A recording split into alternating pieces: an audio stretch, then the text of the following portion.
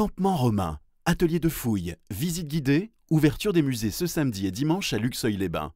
Retrouvez tout le programme des Journées européennes de l'archéologie sur luxeuil-vosges-sud.fr. Comtoise Radio, l'actu dans les Vosges saunoises. Bonjour, dans l'actualité de ce lundi 10 juin, les inscriptions au transport scolaire pour 2024-2025 sont ouvertes. Que ce soit pour une première demande ou une réinscription, c'est sur le site bourgogne-franche-comté.fr.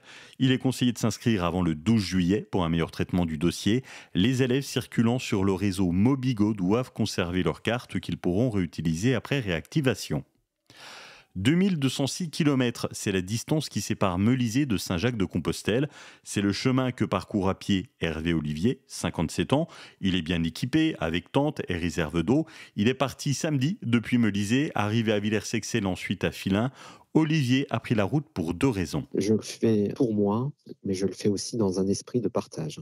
Le partage, c'est collecter des dons pour la Ligue contre le cancer et Espoir en tête, qui lutte contre les maladies du cerveau. Pour collecter les dons, il a fallu s'organiser. J'ai souhaité le faire en collaboration avec le Rotary, tout simplement parce que je finance mon voyage, je finance la communication autour de ce voyage. Je ne suis pas du tout rotarien. Les dons sont versés et collectés par Eloasso. Eloasso reverse au Rotary. Parallèlement à ça, les gens qui sont imposables bénéficieront d'un reçu pour déduire de leurs impôts. La totalité des dons versés sont reversés pour ces deux actions. Vous pouvez suivre le parcours d'Hervé sur le site mesjambespournosvies.fr où vous pouvez retrouver les photos du parcours et faire un don.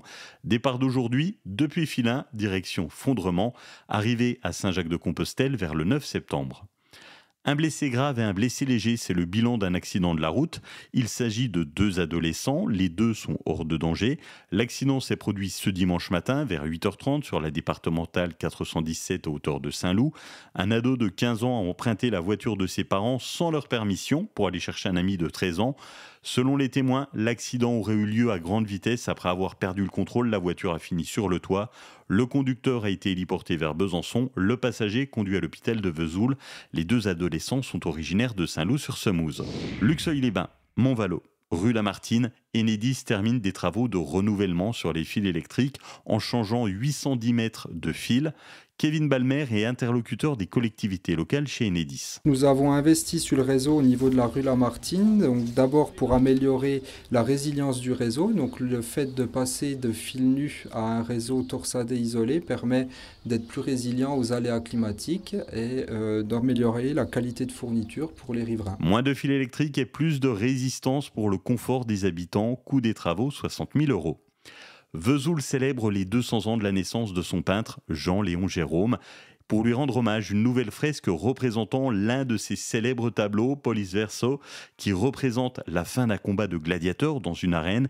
Et l'empereur doit choisir s'il épargnera la vie ou non du vaincu. Eh bien, ce tableau sera reproduit sous forme de fresque vers le site des Annonciades. Et pour cette œuvre de street art géant, c'est l'artiste italien Andrea Ravomatoni qui a été choisi. Pour financer ce projet, la mairie a mis en place un financement participatif. Le château de Breuch-les-Luxeuil va revivre. Niché dans un véritable écrin de verdure, le domaine est parcouru par 2 voies d'eau et 7 ponts. Un décor magnifique qui a inspiré le propriétaire et 2 entrepreneurs du milieu du spectacle qui vont proposer le domaine à la location pour différents événements comme des mariages. La saison pour le château de Breuch commencera en 2025, location à partir de 8 500 €. Bienvenue à Coulbert. Il s'agit d'un canard et surtout c'est la mascotte de la base de la saline de Lure. Coulbert qui a été immortalisé au travers d'une sculpture sur bois par l'artiste Daniel Clerc, originaire de Magny-Vernois. Le nom et le choix de l'animal a été proposé par les enfants de la communauté de communes du pays de Lure. 7 périscolaires ont participé à un concours et c'est le projet des enfants de Saint-Germain qui a été retenu. En sport, en handball, les filles de Lure terminent la saison en beauté et elles sont championnes de Haute-Saône. Dans un match serré, les Luronnes s'imposent 32-29 contre les Luxeuviennes. Les deux équipes se retrouveront la saison prochaine en pré-national. Vesoul, qui évolue en National 1, est champion de Haute-Saône en battant Lure 34-28. 2 divisions séparent les deux clubs. Les Lurons évolueront en National 2 en septembre prochain. Les journées de l'archéologie, c'est l'événement immanquable ce week-end à Luxeuil-les-Bains avec entre autres un camp romain et ses centurions. Florence de l'Office du Tourisme nous dévoilera le programme dès midi dans notre podcast Agenda sur comtoiseradio.fr. Passez une très belle journée. À bientôt.